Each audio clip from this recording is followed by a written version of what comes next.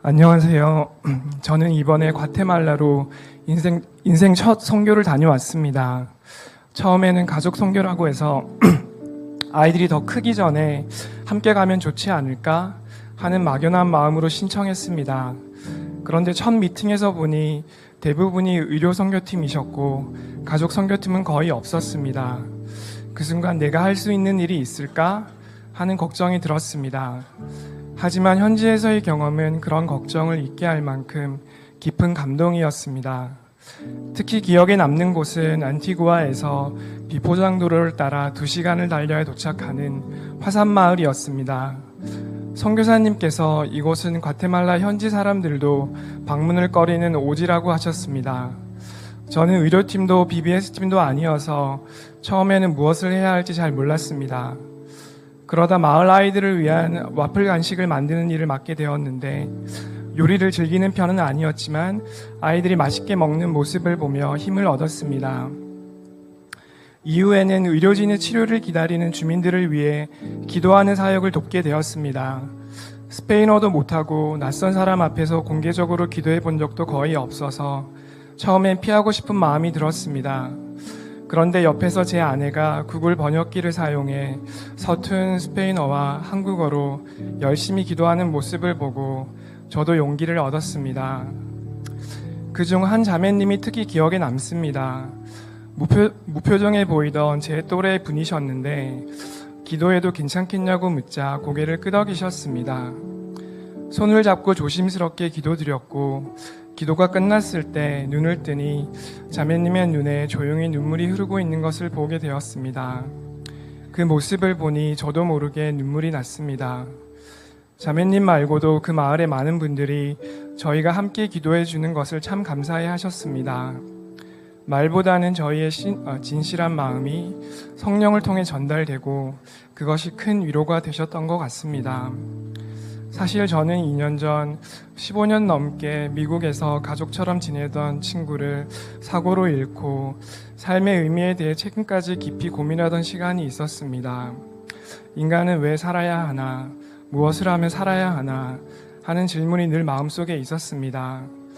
제가 화산마을 주민들을 위로하고 손을 잡고 기도할 때 오히려 그분들이 저를 위로하고 안아주시는 듯한 느낌을 받았습니다. 이번 선교는 제 마음의 허무함에 대한 하나님의 선한 답변이셨던 것 같습니다. 또 하나 잊을 수 없는 일은 마지막 일정 때 벌어졌습니다. 과테말라 시티로 이동하던 중 성인팀 버스에서 도난 사고가 발생해 여권과 영주권을 포함한 많은 짐이 사라졌습니다. 저희 부부를 포함해 여러 명이 예정된 날에 돌아오지 못하고 며칠을 더 머물게 되었는데 처음엔 당황스러웠지만 남은 일행이 더 하나 되어 어려운 시간을 버틸 수 있었습니다. 특히 미 대사관에서 있었던 일이 마음에 남습니다. 의대 시험을 준비하던 한 고학생 자매님이 현금, 맥북, 아이패드까지 모두 잃어버려서 많이 낙심한 상태셨습니다. 대사관 인터뷰 전 전자기기를 모두 두고 와야 했는데 그 자매님이 실수로 애플워치를 착용하고 오셨습니다. 예정에 없던 대사관 약속을 어렵게 잡은 상황이라 다시 돌아갈 수는 없었고 직원 안내에 따라 어쩔 수 없이 쓰레기통에 버린 후 인터뷰에 들어갔습니다. 감사하게도 인터뷰가 모두 잘 마무리되었고 나오는 길에 보니 저희가 버린 쓰레기통이 같은 방향이라 함께 간절히 기도하며 맨손으로 쓰레기통을 뒤졌습니다. 한참을 찾은 후에 가장 깊은 곳에서 애플워치를 찾게 되었습니다. 그 순간 쓰레기 더미 속에서도 우리를 잊지 않고 보석처럼 찾아내시는 예수님의 사랑이 떠올랐습니다. 선교사님 가정과의 만남도 큰 도전이었습니다. 도둑들은 끝내 잡히지 않았지만 버스 기사의 공범 가능성이 높았는데요. 선교사님은 사랑을 전하러 왔는데 사랑하기 어려운 현실에 많은 선교사님들이 낙담하신다고 하셨습니다.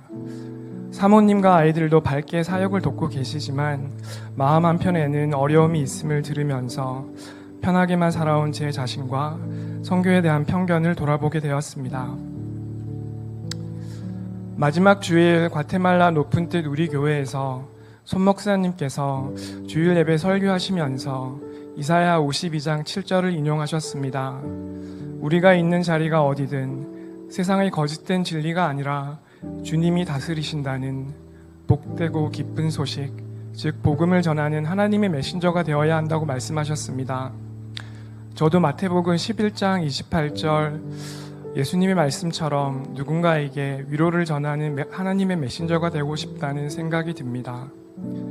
마지막으로 과테말라에서 예상치 못한 어려움 속에서도 저희를 위해 기도하고 도와주신 교회 성도님들, 선교사님 가정, 그리고 선한 사마리아인처럼 저희를 끝까지 도와주신 영사님과 직원분들께 깊이 감사드리며 간증을 마칩니다. 감사합니다.